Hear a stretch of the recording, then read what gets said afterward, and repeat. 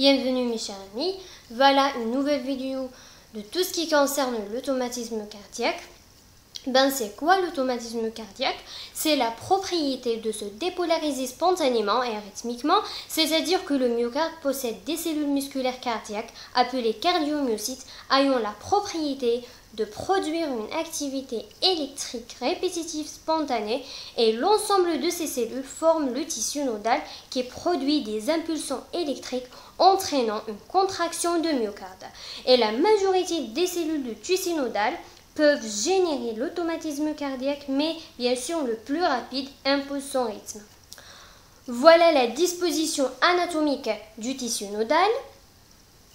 Le nœud sinusal, le nœud auriculo-ventriculaire, le faisceau de His et le réseau de Purkinje. Voilà. Donc ce qui concerne l'activation normale du cœur, premièrement il y en a l'activation auriculaire. Elle se déclenche à la suite de la dépolarisation du nœud sinusal et se propage par la suite au niveau de l'oreillette droite à travers le myocarde auriculaire droit. Puis elle passe à l'oreillette gauche par l'intermédiaire du faisceau de Bachmann. Deuxièmement, la conduction auriculo-ventriculaire, l'onde d'activation atteint la région juxtanodale. Voilà, c'est ça la région juxtanodale. Avant la fin d'activation auriculaire, elle subit un retard important au niveau de la jonction auriculo-nodale, puis chemine rapidement vers le nœud auriculo-ventriculaire et le tronc de faisceau de His. Donc, ce qui concerne l'activation ventriculaire débute premièrement dans la partie moyenne de la face gauche du septum interventriculaire, à ce niveau-là, parce que la branche droite du faisceau de His, c'est une branche longue qui descend le long de la face droite du septum, mais la branche gauche sur la face opposée est plus courte et se termine à la partie moyenne du septum, ce qui explique que cette zone soit activée la première. Puis, cet influx atteint de proche en proche le réseau de Purkinje. Par la suite, la dépolarisation des parois libres des deux ventricules s'effectue de l'endocarde vers l'épicarde. Donc, ce qui concerne la modulation du rythme sinusal, le rythme cardiaque normal est commandé par une formation spécifique située dans l'oreillette droite, qui est bien sûr le nœud sinusal, qui est doué d'automatisme et peut engendrer spontanément des impulsions qui sont à la source du battement cardiaque.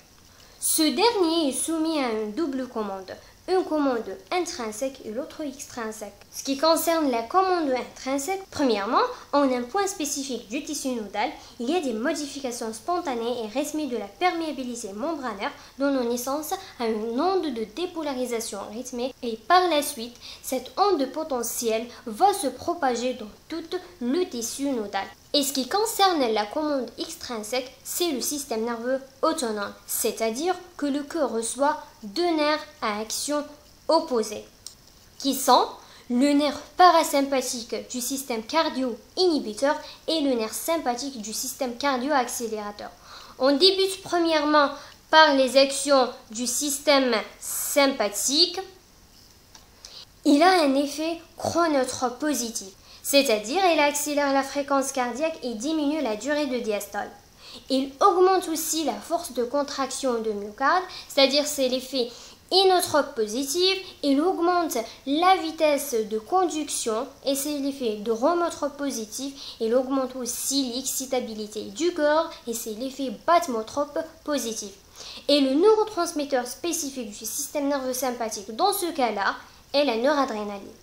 Et le système parasympathique provoque les actions inverses du système sympathique, c'est-à-dire il a un effet chronotrope négatif, inotrope négatif, batmotrope et dromotrope négatif.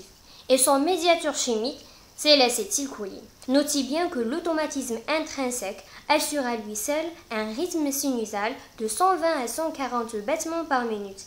Et c'est le frein vagal, c'est-à-dire le système parasympathique qui vient réajuster cette fréquence au rythme de 70 battements par minute, ce qui correspond à la fréquence cardiaque normale chez l'adulte. Voilà tout ce qui concerne l'automatisme cardiaque. Si vous avez des questions, bien sûr, vous pouvez les poser en commentaire. Et merci, à la prochaine.